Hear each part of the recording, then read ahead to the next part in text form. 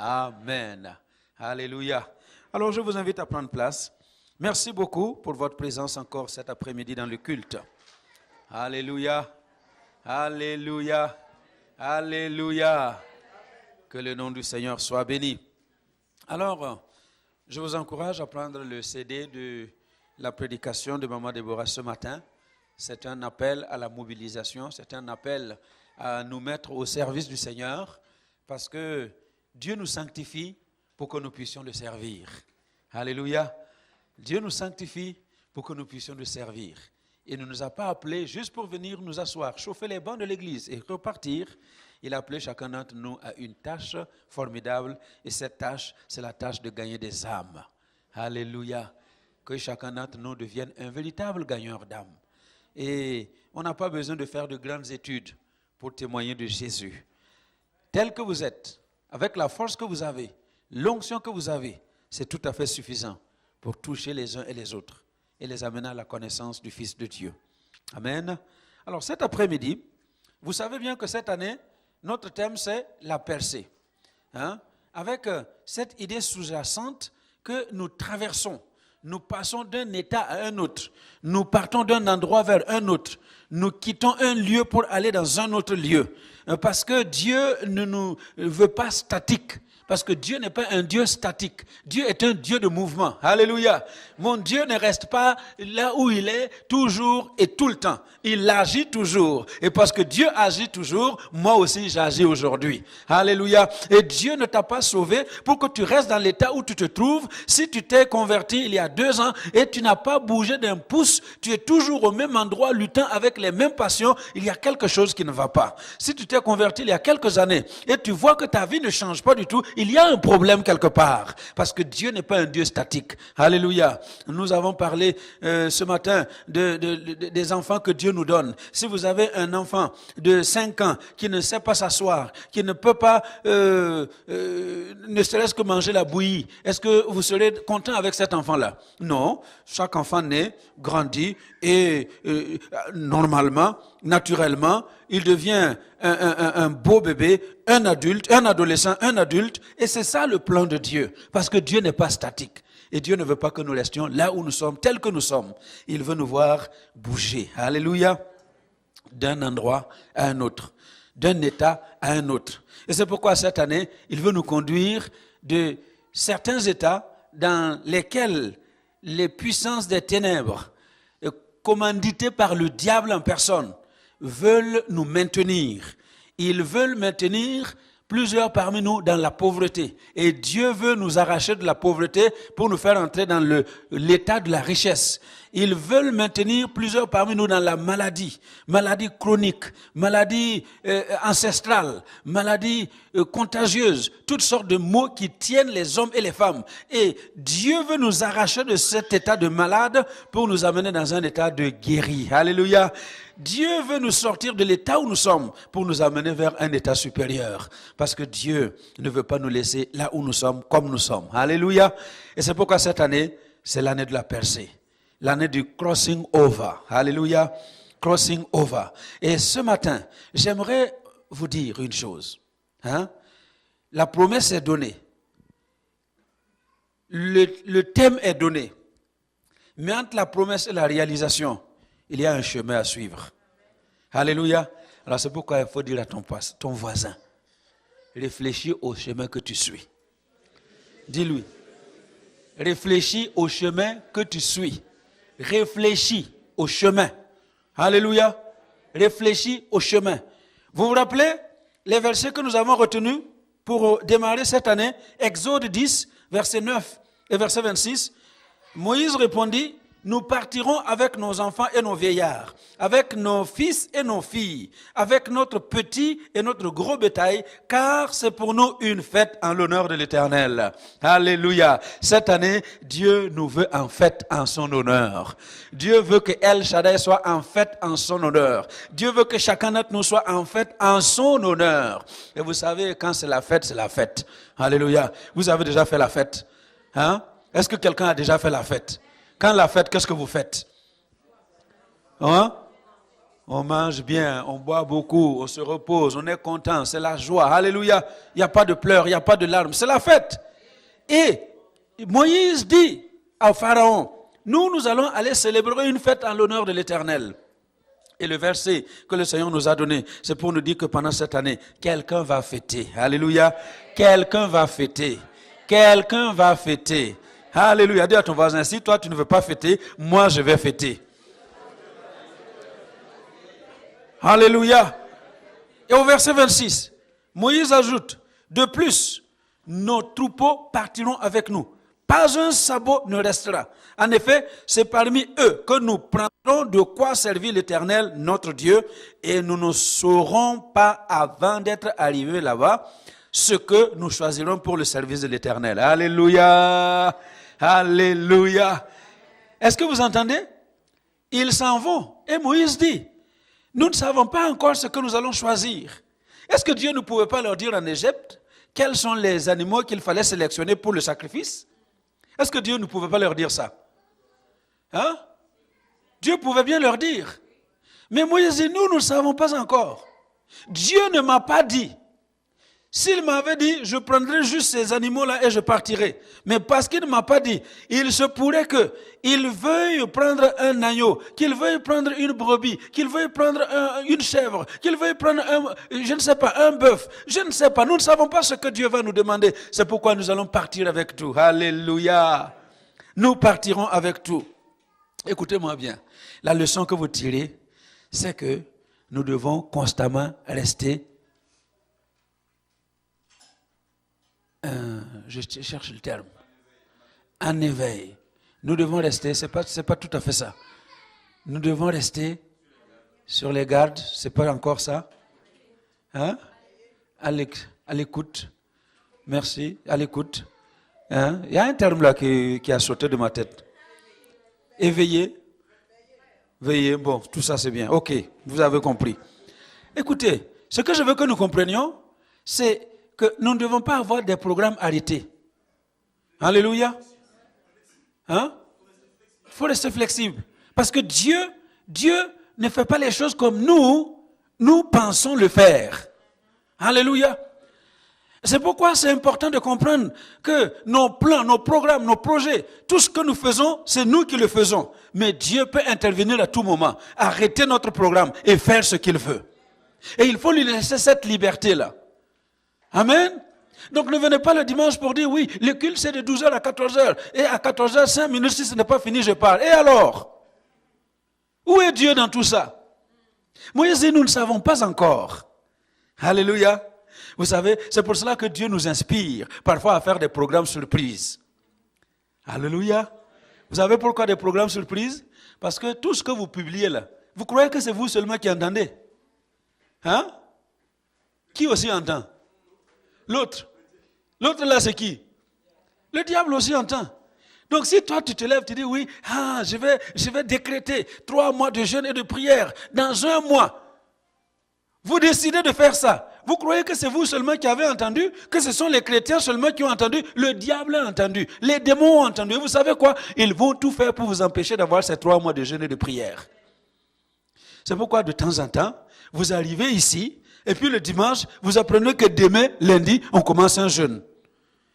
Il y en a qui disent, mais pasteur, pourquoi vous ne pouvez pas nous prévenir 2 semaines avant? Comme ça, on va se préparer. Vous arrivez ici, et puis vous écoutez que le vendredi qui vient, on commence un séminaire avec un homme de Dieu. Mais pasteur, ce n'est pas dans notre programme. Moi, je me fiche des programmes. Alléluia. Si vous voulez un homme qui aime les programmes, c'est moi. Hein? On m'a entraîné à faire des programmes. Alléluia. Et je tiens vraiment au programme. Mais je ne veux pas que mon programme devienne un frein à l'Esprit de Dieu. Je fais le programme, je marche avec le programme, mais si l'Esprit de Dieu intervient pour arrêter, on arrête le programme et on fait ce que Dieu dit. C'est ce que Moïse leur dit. Nous ne savons pas ce que nous allons prendre. C'est quand nous allons arriver que Dieu va nous dire ce que nous allons prendre. Alléluia. Donc tu peux venir à l'église avec à l'esprit que, moi je mets 5 € dans ma poche là, c'est ça que je vais donner à l'offrande. Et pendant que l'on parle, pendant que tu suis le culte, l'esprit te dit, tout ce que tu as, vide-le. Mets dans l'offrande. Allô? En fait, dimanche passé, j'ai eu ça avec une sœur qui n'est pas de l'église. Elle n'est pas de l'église. On a fini le culte. Les offrandes sont parties. Et elle vient là, elle me suit au bureau et dit, pasteur, non, le Saint-Esprit vient de me dire que je ne dois rien garder dans mon sac. Qu'est-ce que je vais faire? J'appelle Papa Angata. C'est lui qui compte l'argent. J'ai dit, viens Papa Angata. Elle a ouvert son sac. Elle a les pièces, tout ce qu'il y avait comme argent. Elle a tout déposé parce qu'elle a entendu Dieu lui dire, tu ne laisses rien dans ton sac, tu le laisses à l'église avant de partir. Est-ce que vous me comprenez? C'est cette sensibilité spirituelle que nous devons cultiver.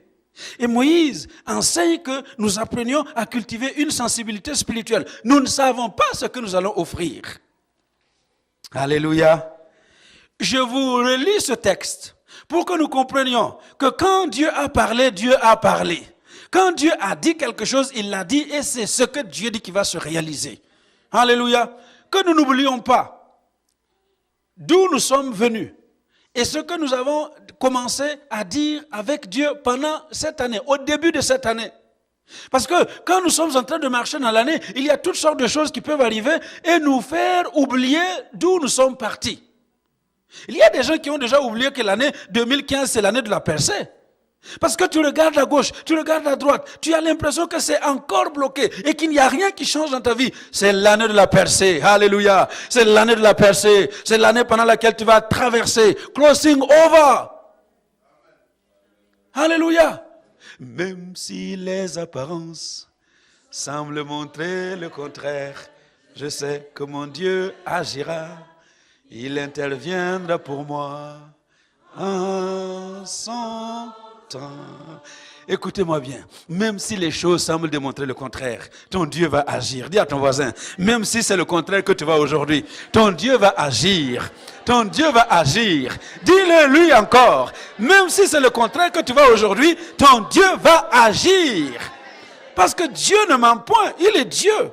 Quand il a dit, il le fait. Alléluia. Et vous savez quoi? Le programme de Dieu, le plan de Dieu pour Israël, c'était de le faire sortir de l'Égypte pour les amener où? Dans le pays où coule le lait et le miel. Sortir de l'Égypte pour aller entrer dans le pays où coule le lait et le miel. C'est la promesse qu'il a faite à Moïse, c'est la promesse qu'il a faite à son peuple. Dieu n'a jamais eu à l'idée de laisser mourir son peuple dans le désert. Le programme de Dieu, c'est de le sortir et amener là où coule le lait et le miel. Mais c'est la même chose que Dieu veut de nous dans notre vie. Son programme, c'est de sortir chaque individu de ce monde mauvais, de ce monde méchant. C'est sortir chaque individu du péché, de la mort, de l'enfer, pour nous faire entrer dans le glorieux royaume de Dieu, nous faire asseoir dans les lieux célestes avec Jésus-Christ. C'est son programme, c'est son plan. Et il veut que chaque être sur cette terre puisse expérimenter cette grâce qu'il a préparée pour les hommes et pour les femmes. Alléluia. C'est pourquoi ce matin, j'ai beaucoup apprécié le message de Maman Déborah. Parce que ce ne sont pas les anges qui vont venir arracher les hommes de l'enfer pour les faire entrer dans le royaume de Dieu. Ce ne sont pas les anges qui vont venir inviter les gens pour les amener à l'église pour recevoir Jésus comme leur Seigneur et leur Sauveur. C'est toi, c'est toi, c'est toi, c'est moi. C'est chacun d'entre nous qui sommes appelés à aller arracher les gens de l'enfer et de les implanter dans le glorieux royaume de Dieu. Alléluia. C'est ça le programme de Dieu. Amen. Vous me suivez?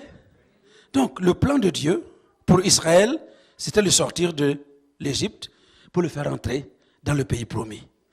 Et le plan de Dieu pour toi, c'est de te faire sortir du monde, de la misère dans laquelle tu te trouves, pour te faire entrer dans le glorieux royaume de Dieu où il y a les choses en abondance. Le Fils de Dieu est venu afin que ses brebis aient la vie et qu'ils aient la vie en abondance. Ça, c'est le programme de Dieu. Mais vous voyez, entre le programme, la promesse de Dieu et la réalisation de ce que Dieu veut faire dans la vie des uns et des autres, il y a un chemin. Alléluia. Il y a un chemin. Israël a quitté l'Égypte. Et il fallait arriver au pays promis. Et c'est pourquoi j'ai dit tout à l'heure, réfléchis au chemin par lequel tu passes. Parce que si tu ne réfléchis pas au chemin, tu vas te perdre dans le chemin, tu vas mourir dans le chemin sans jamais atteindre la promesse que Dieu a faite pour toi. Et c'est ce qui s'est passé avec Israël. Ils sont sortis avec empressement. Ils sont sortis avec beaucoup de joie. Ils sont sortis remplis de confiance que cette fois-ci c'est fini. L'esclavage est terminé. Nous finissons avec la misère de l'Égypte. Nous allons dans le pays où coule le lait et le miel. Alléluia. Qui ne voudrait pas aller dans le pays où coule le lait et le miel? Et c'est exactement ce que nous avons reçu au début de l'année 2015. Nous avons reçu la promesse de Dieu. Vous allez vivre la percée. Et chacun était content. Cette année, je vais... Comment vous chantez ça encore, Alexis? Percer, percer, je vais percer. Et tout le monde est content parce qu'on dit qu'on va percer. Mais écoutez-moi bien. Entre le jour de la promesse et le jour de la percée, il y a un chemin que tu dois suivre. Et si tu ne réfléchis pas à ce chemin-là, tu vas mourir dans le chemin. Israël, plus de 600 000 hommes qui sont sortis de l'Égypte. Et qui dit 600 000 hommes parle de plus ou moins 2 millions de personnes. Alléluia. Parce qu'on compte pas, on n'a pas compté les femmes, on n'a pas compté les enfants. Si vous comptez les femmes et les enfants, ils étaient presque 2 millions à sortir de l'Égypte. Et sur ces 2 millions, vous savez combien qui ont entendu la promesse sont entrés dans la promesse? 2. Josué et Caleb. Tous les autres sont où? Est-ce qu'ils ont vu ce que Dieu a promis? Ils l'ont contemplé de loin. Dis à ton voisin, s'il te plaît, ne meurs pas dans le désert. Alléluia. Et à vous qui m'écoutez, je vous invite à ne pas mourir dans le désert. Parce qu'il y a un chemin par lequel tu dois passer. Et ce chemin-là, comme nous l'avons lu, nous l'avons chanté tout à l'heure, c'est un chemin difficile, c'est un chemin périlleux, c'est un chemin jonché d'obstacles, c'est un chemin sur lequel tu vas rencontrer des lions, tu vas rencontrer des ours, tu vas rencontrer des montagnes, tu vas rencontrer des eaux, tu vas rencontrer toutes sortes de choses. Et écoutez-moi bien, ces lions, ces ours et ces eaux, ce ne sont pas des choses naturelles que vous allez voir. Vous allez rencontrer des hommes et des femmes qui vont se transformer en ours contre vous. Vous allez voir des femmes qui seront comme des lions contre vous, qui seront comme des ours contre vous et qui vont vous empêcher d'accéder à ce que Dieu a promis. Est-ce que tu vas permettre à quelqu'un de t'empêcher d'accéder à ce que Dieu t'a promis? Non! Je refuse. C'est pourquoi j'ai réfléchi à ton chemin. Sinon, tu vas mourir dans le désert. Et tu ne vas pas expérimenter ce que Dieu a préparé pour toi. Et pourtant, Dieu a prévu de grandes choses. Dieu a préparé de bonnes choses. Il a prévu une chose extraordinaire. Cette année, c'est l'année de la percée. C'est l'année pendant laquelle tu vas traverser. Tu vas traverser le désert et tu vas entrer dans ton pays promis. Alléluia. Mais si tu ne fais pas attention à ton chemin, si tu ne prends pas garde à ton chemin, tu vas mourir dans le désert. Alléluia. Que personne ne meure dans le désert. Prends garde au chemin sur lequel tu te trouves. Prends garde. Parce que la marche chrétienne est une marche difficile. Alléluia. Est-ce que vous m'avez entendu? Quand vous entendez les prédications, parfois vous croyez que la marche chrétienne, pépélé. Hein? Pépélé. Comment on chante ça encore?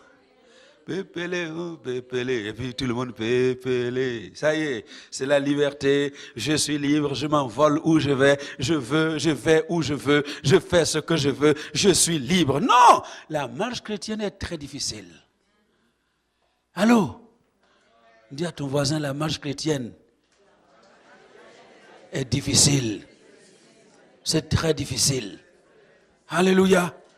Si vous voulez vivre cette vie-là, c'est une vie difficile. Et c'est important que nous fassions attention, que tu réfléchisses au chemin sur lequel tu te trouves. Amen. Alors, je vais demander qui est dans le KGB. Merci beaucoup de me suivre vite et de me lancer les versets très vite. Romains 6, verset 4. Alléluia. Est-ce que vous m'avez compris? La promesse est là. C'est une réalité. Dieu ne se trompe pas. Ce que Dieu dit, c'est ce qu'il a dit. Alléluia. Mais il faut que nous fassions attention au chemin sur lequel nous nous trouvons. Amen. Amen. Et pour ceux qui prennent note, vous pouvez noter Proverbe 4, versets 25 à 27. Restez là sur Romains 6, notez Proverbe 4, versets 25 à 27 pour aller lire chez vous. Alléluia. Amen. C'est comment nous devons veiller sur le chemin par lequel nous passons. Hein?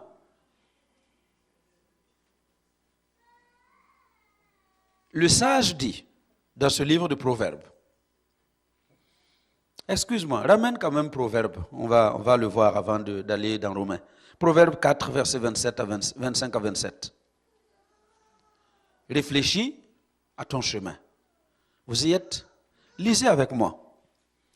Que tes yeux regardent derrière toi. Que tes yeux regardent à gauche. Restez au verset 25. Que tes yeux regardent à droite. Que tes yeux regardent où? En face. Et que tes paupières se dirigent. Écoutez bien. Hein? En fait, il y a des gens qui ont leur face comme ça. Mais les yeux là sont là. Hein? Vous regardez en face, mais en fait, il ne vous voit pas. Il regarde à gauche. Il est en face de vous, mais ses yeux sont à droite. C'est pourquoi il dit que tes yeux regardent en face.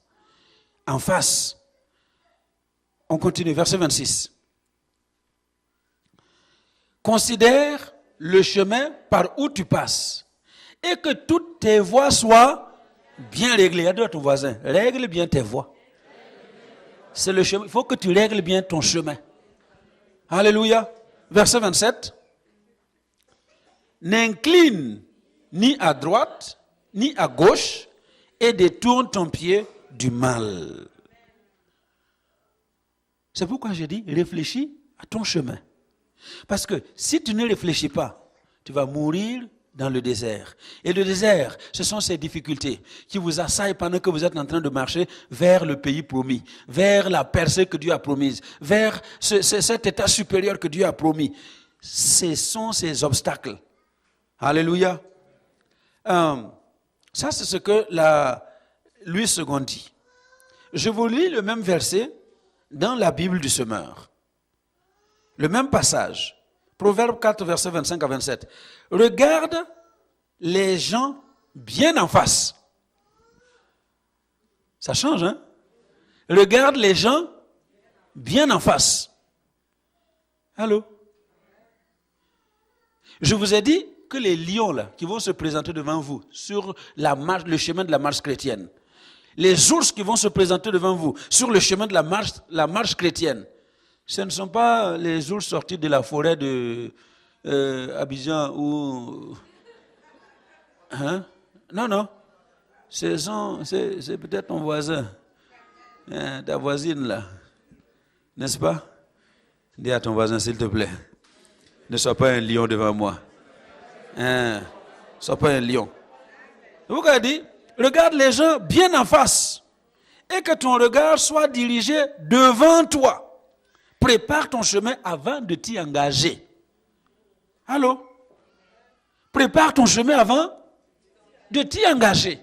Combien de gens ont emprunté des chemins sans se préparer? Allô? Ah, j'ai rencontré un beau garçon. Il est mignon. Pasteur. Tu n'as pas vu, non? Il est swag.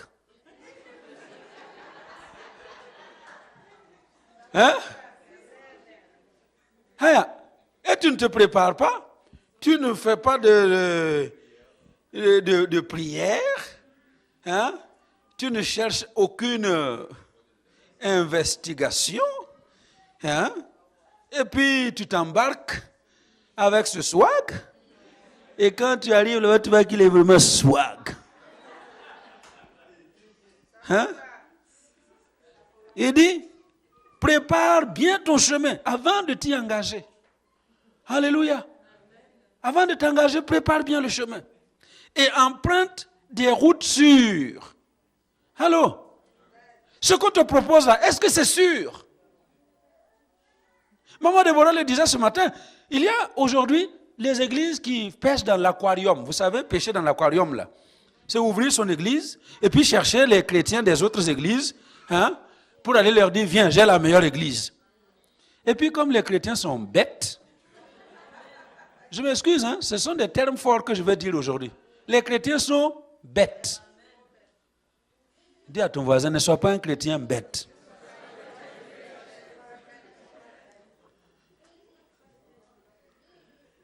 Est-ce que vous m'entendez?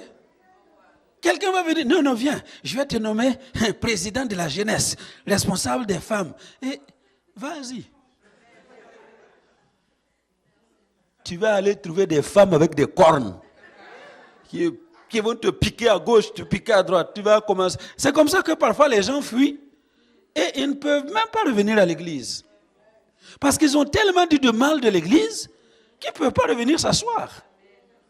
Alors vous apprenez seulement qu'il est à la maison. Et il ne va plus nulle part. Dis à ton voisin, s'il te plaît. Reste là où tu es. Alléluia. Reste là où tu es. Amen. Emprunte un chemin sûr. Un chemin sûr. Il dit, ne t'en écarte ni à droite ni à gauche, détourne ton pied du mal. Ça, c'était la Bible du semeur. Et voici le français courant. Le même texte, Proverbe 4, verset 25 à 27. Il dit, que tes yeux fixent les gens bien en face. Hein? Bible du semeur dit, regarde. Et ici, là, lui, il dit, fixe. Allô? Écoutez-moi bien. N'ayez pas peur. N'ayez pas peur des gens. Alléluia. Il faut bien les regarder en face. Amen. Parce que, vous savez, dans cette ère-là où tout s'écrit, là, mail, Facebook, on écrit tout. Vous savez que quand vous n'avez pas la personne en face, il peut vous dire des choses bizarres. Mais tenez-vous en face de la personne. Elle perd ses moyens. Alléluia. Donc, il y a des choses qu'il ne faut pas régler au téléphone. Il y a des choses qu'il ne faut pas régler par Internet. Il faut asseoir la personne entre quatre yeux, comme on dit. Alléluia. Vous regardez en face. D'ailleurs, quand il te voit, il ne peut plus regarder. Tu dis, raconte-moi maintenant. Il dit, fixe bien les gens en face. Regarde droit devant toi, avec franchise. Réfléchis au chemin que tu vas prendre. Engage tes pas dans une direction sûre. Ne t'en écarte ni à droite ni à gauche. Tiens-toi éloigné du mal. Alléluia. Est-ce que vous m'entendez? Il faut réfléchir au chemin sur lequel tu es. Parce que si tu ne réfléchis pas bien au chemin sur lequel tu es, tu vas manquer l'objectif. Tu vas rater la percée. Tu vas rater la traversée. Tu vas mourir dans le désert. Et je ne veux pas que quelqu'un au milieu de nous se perde dans le désert, meure dans le désert. Je voudrais que chacun d'entre nous arrive au 31 décembre 2015 à la percée que le Seigneur a promise. Mais il nous faut réfléchir à notre chemin, emprunter des chemins droits. Alléluia. Amen. Vous savez pourquoi? Parce que la marche chrétienne est une marche difficile. Alléluia. Alors, regardez maintenant dans Romains 6, verset 4. Romains 6, verset 4. Cette marche chrétienne, le chemin sur lequel nous nous trouvons, c'est un chemin nouveau. Regardez ce que Paul dit. On lit ensemble. Nous avons donc été ensevelis avec lui par le baptême en sa mort, afin que, comme Christ est ressuscité des morts par la gloire du Père, de même, nous aussi, nous marchions en nouveauté de vie. On marche où? Oui, en Christ. Mais dans la vie de tous les jours, vous marchez où? Sur le chemin. Alléluia. Donc ça veut dire que le chemin sur lequel nous marchons, ça doit être un chemin de nouveauté de vie. Alléluia. C'est pourquoi Maman Déborah a parlé de la sanctification ce matin. Ce n'est pas une réforme de notre ancienne nature, mais c'est une nouvelle vie. Celui qui est en Christ est une nouvelle création. Les choses anciennes sont passées, voici toutes choses deviennent nouvelles. 2 Corinthiens 5, 17. Si tu es en Christ, tu es une nouvelle créature. Tu ne peux plus marcher comme monsieur tout le monde. Tu ne peux plus agir comme monsieur tout le monde. Tu ne peux plus parler comme monsieur tout le monde. Tu es une nouvelle création. Alléluia. Et tu dois marcher dans cette nouveauté de vie. Le chemin sur lequel tu marches, c'est un chemin de nouveauté de vie. Alléluia.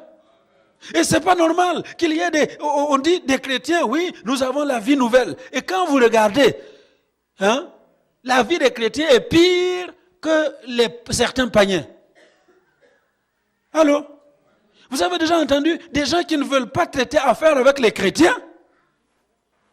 En fait, aujourd'hui là,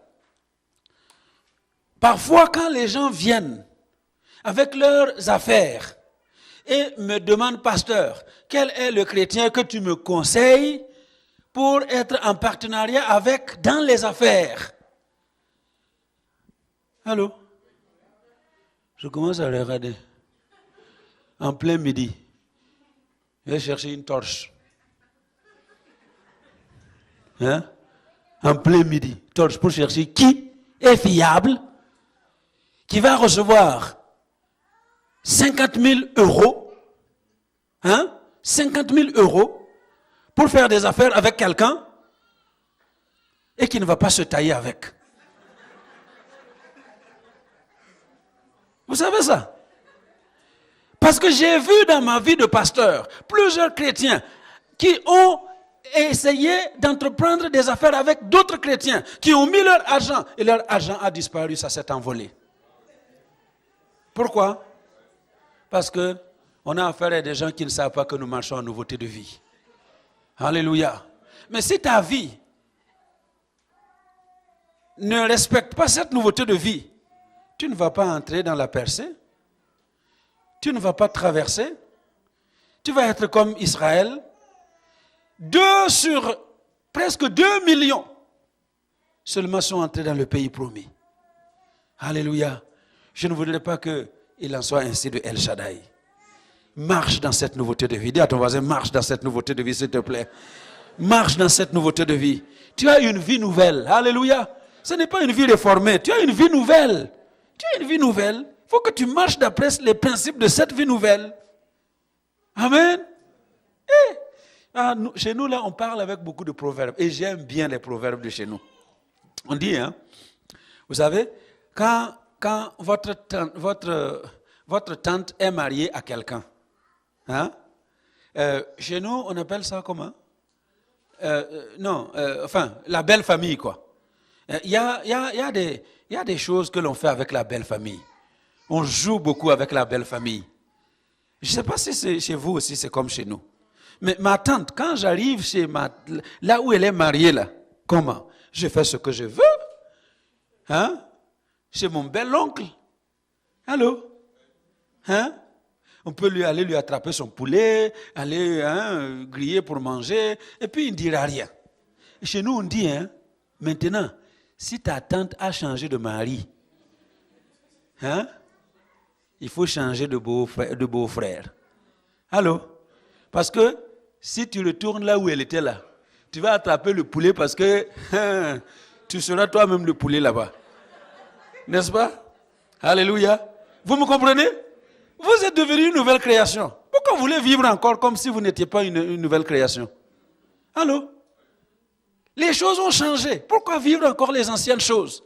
Il faut que ça change. Alléluia. Amen. 2 Corinthiens 5, 7. 2 Corinthiens 5, 7. Donc, le chemin sur lequel nous marchons, c'est un chemin de nouveauté de vie. Première chose. Deuxième chose, c'est un chemin sur lequel nous devons marcher par la foi. Alléluia. 2 Corinthiens 5, 7. 2 Corinthiens 5, 7. Come on. Qui est dans le KJB? Merci beaucoup. Si vous avez trouvé dans votre Bible, lisez pour moi. Oui, lis. Car nous marchons par la foi et non. Est-ce que vous avez entendu? Nous marchons comment? Par la foi et non par la vue. Écoutez-moi bien. Le chemin nouveau sur lequel le Seigneur te fait marcher, c'est un chemin où tu dois marcher par la foi. Si tu veux voir les choses, tu vas souffrir dans la vie chrétienne. Ceux qui veulent voir avant de croire, ils souffrent beaucoup dans la vie chrétienne.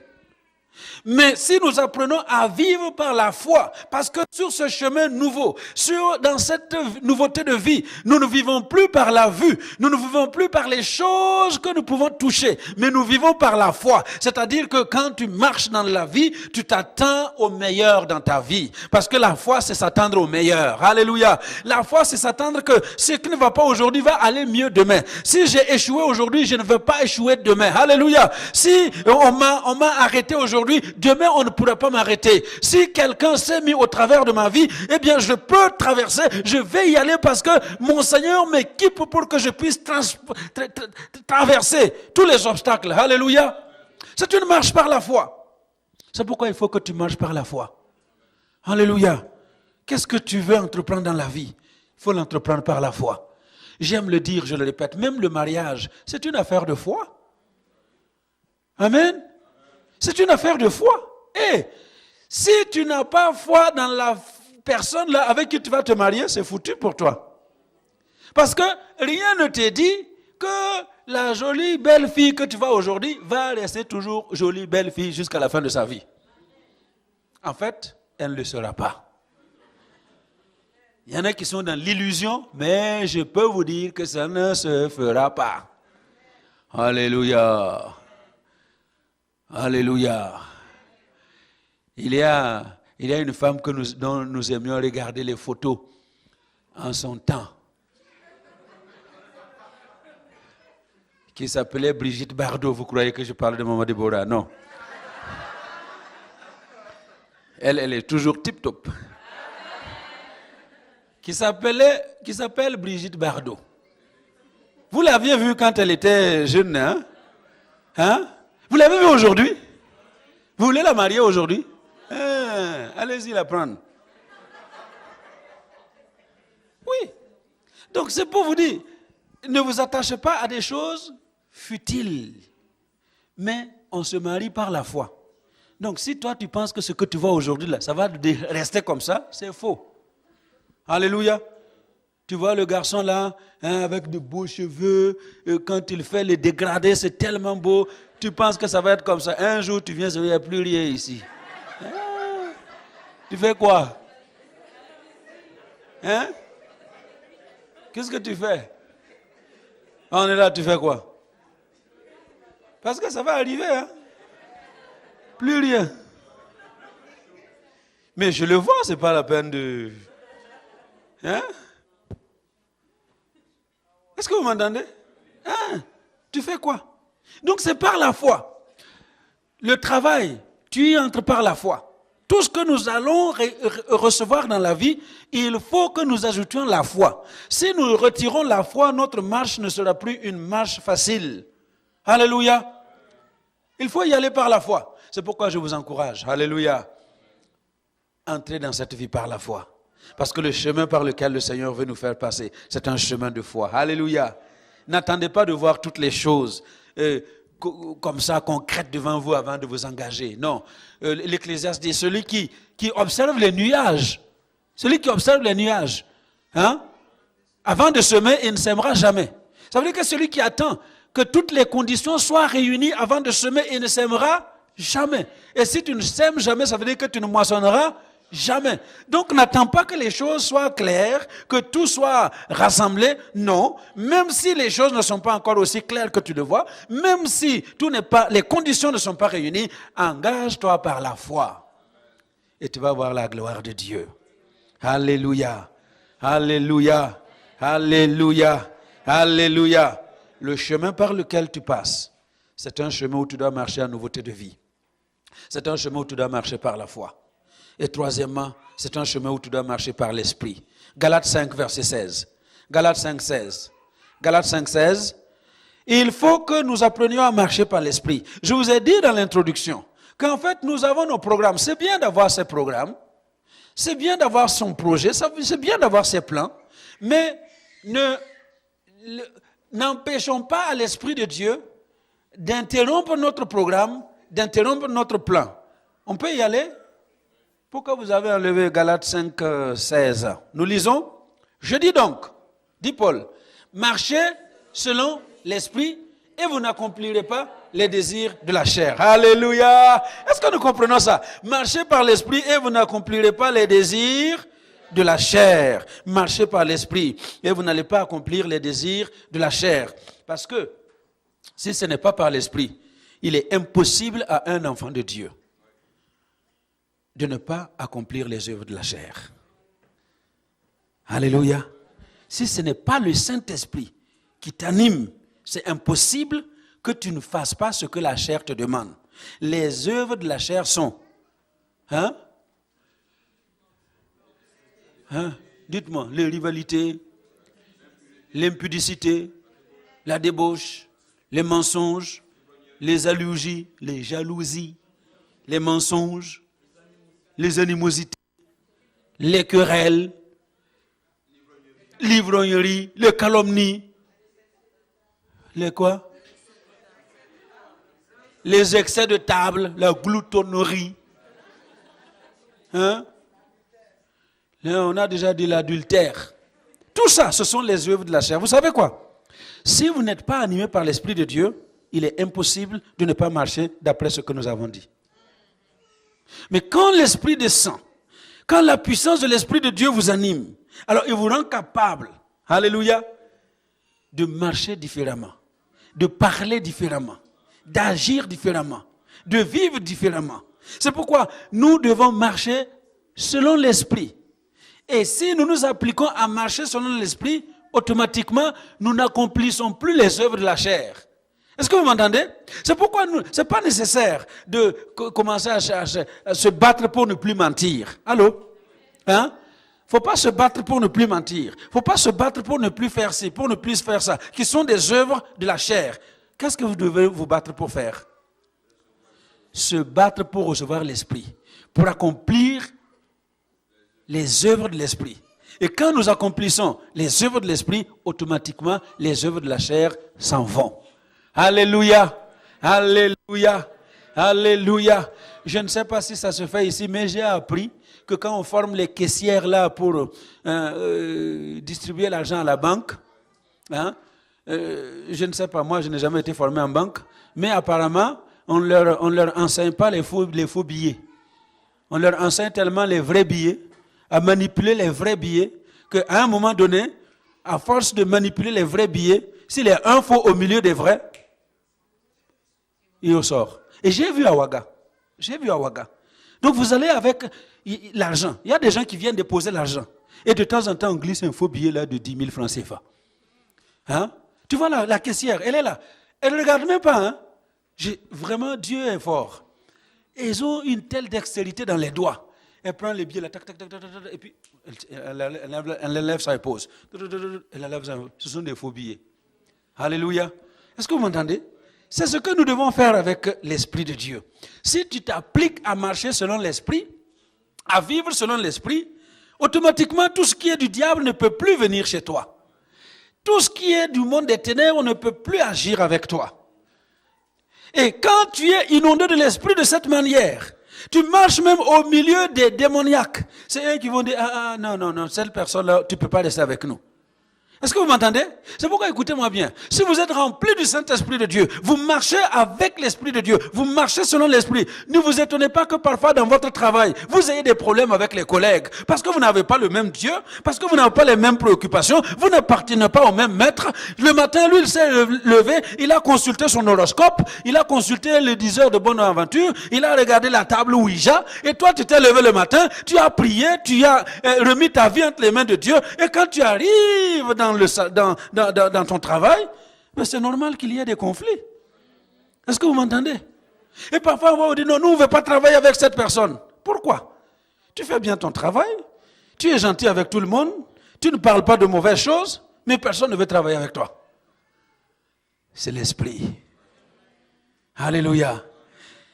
Et cet esprit-là en toi, c'est lui qui va te propulser. Qu'importe ce que les hommes disent de toi, qu'importe ce que les hommes font de toi, Dieu, lui, ne te laissera jamais tomber. Dieu, lui, se tiendra de ton côté. Et si Dieu est avec nous, qui sera contre nous? Alléluia! Si Dieu est avec toi, personne, qu'il vienne par milliers, qu'ils viennent par 10 milliers, la Bible dit, de tes yeux seulement tu lèveras et tu verras la gloire de l'Éternel. Alléluia. Amen. Alors c'est pourquoi nous devons seulement chercher à vivre selon l'Esprit. Et nous n'allons plus accomplir les œuvres de la chair. Alléluia. Alléluia. Je vais m'arrêter comme ça aujourd'hui. Il y a encore 4 choses que nous allons voir sur le chemin où nous nous trouvons. Amen. Mais en fait, l'objectif là de tout ça, c'est nous préparer à la convention. La convention de la percée. Amen. Et j'ai commencé aujourd'hui. On va continuer jusqu'à la convention. Que chacun sache que ce que Dieu a promis, il l'a promis. Ce qu'il a promis, il a promis. Dis à ton voisin, ce que Dieu a promis, il a promis. Parce que ce qu'il promet, il le donne. Amen.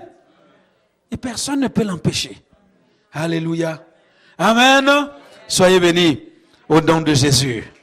Alléluia.